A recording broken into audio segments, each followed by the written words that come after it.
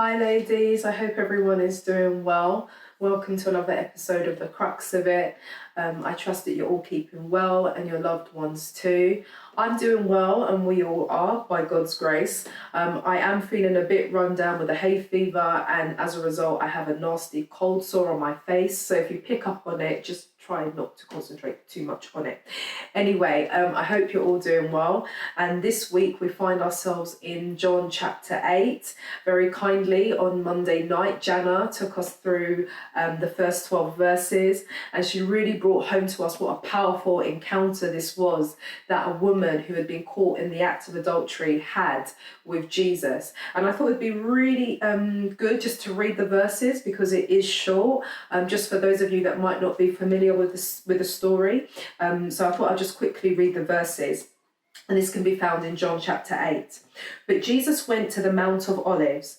Now early in the morning he came again into the temple, and all the people came to him, and he sat down and taught them.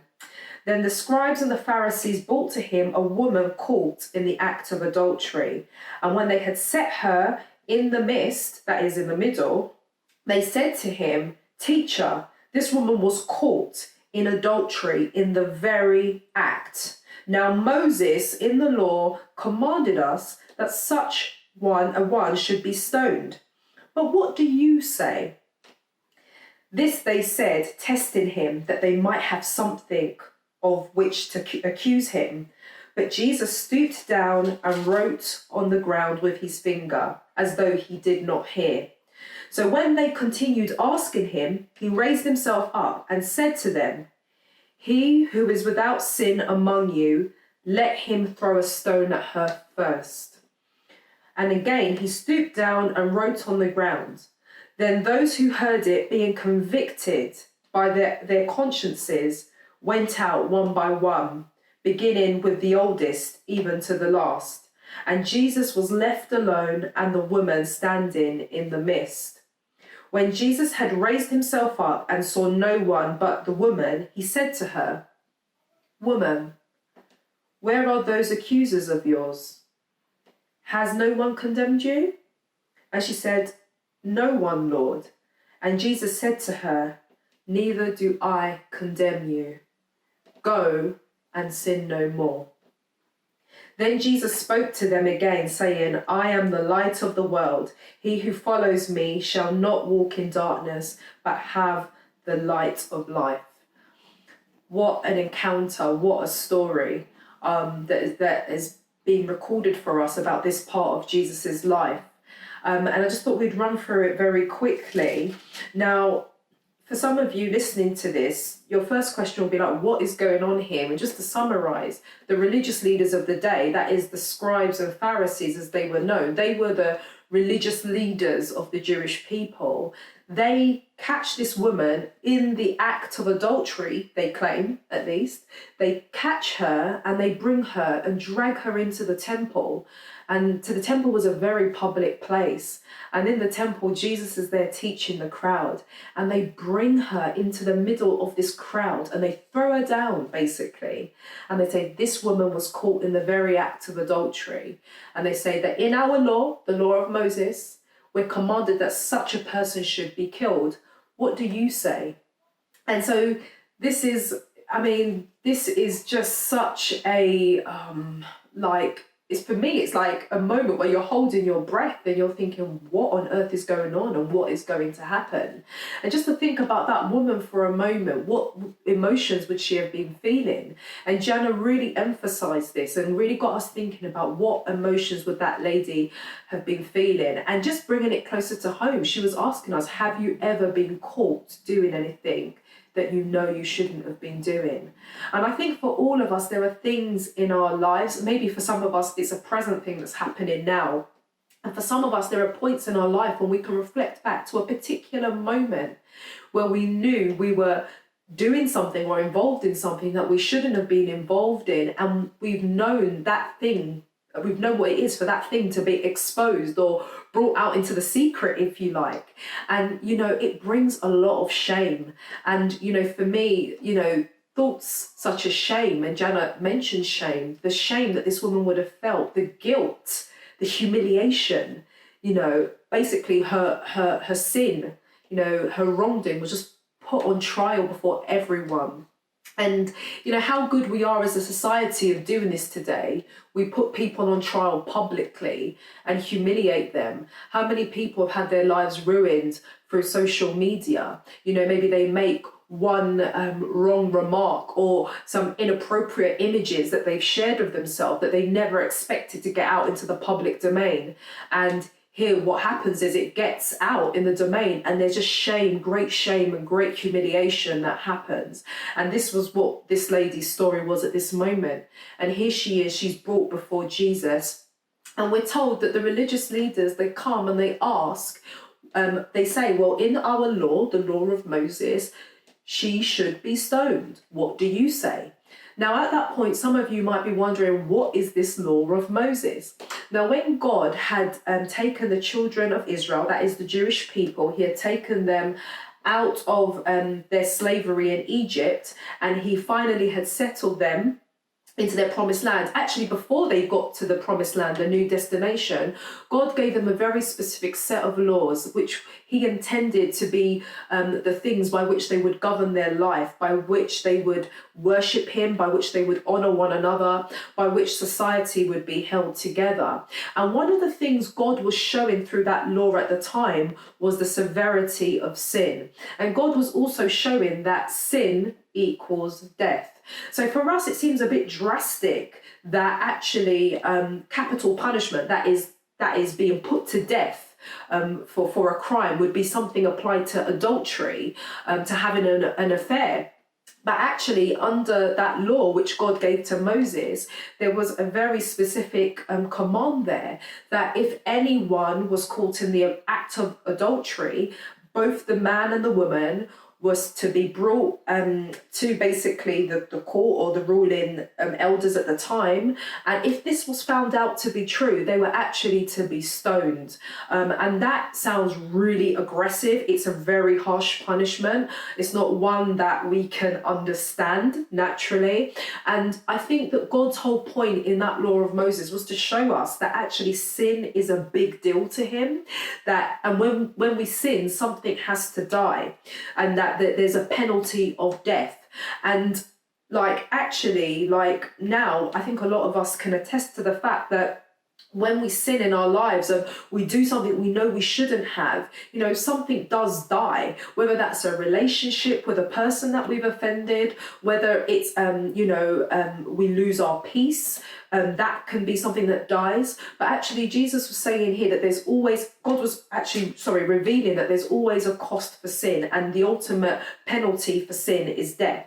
So under the law, what should have happened is there should have been witnesses as well. Jana explained this to us, that there should have been at least 2 or 3 witnesses that this case should have been established on. So although these leaders had brought this woman, their case was already faulty because they didn't have witnesses to prove that this woman was indeed actually guilty. That was one thing that was wrong with their case.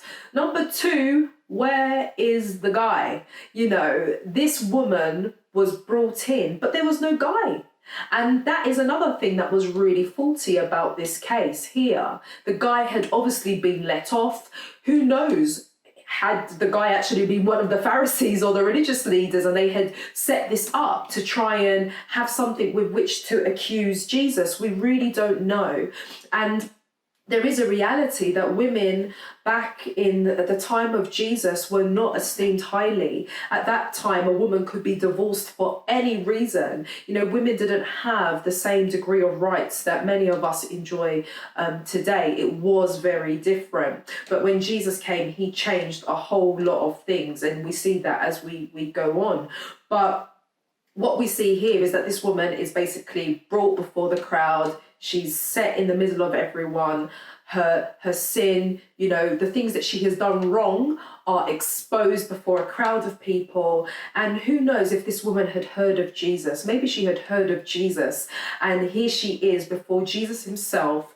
And they're saying, basically, what shall we do? And what was going through her mind was she thinking, I'm about to die? I'm about to be finally judged. And what's really interesting is that Jesus doesn't actually give them a direct answer. It says he stoops down on the ground and he writes with his finger. Now, no one really knows what Jesus was writing. And we discussed this yesterday night, that there are lots of ideas about what Jesus could have been writing. Some people say he could have been writing out the 10 Commandments, or he could have been writing something else. But whatever it was that Jesus wrote on the ground, we know it caught the attention of the men there, the religious leaders that had come to try and accuse this woman and to try and trap Jesus. Now, we're told that their motivation was to trap Jesus. And it's very interesting when you look at what was happening at that time.